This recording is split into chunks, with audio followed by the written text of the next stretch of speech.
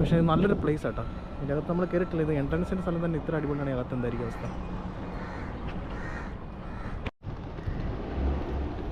അപ്പോൾ നമുക്ക് അകത്തോട്ട് പോകാം.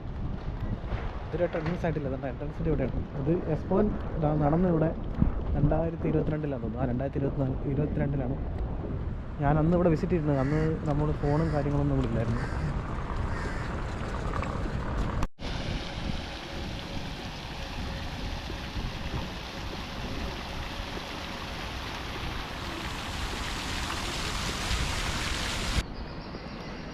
അപ്പം ഞാൻ ഇതിൻ്റെ അകത്തോട്ട് കയറാണ്. ഏകദേശം പുറത്തെ കാഴ്ചകളൊക്കെ കഴിഞ്ഞു.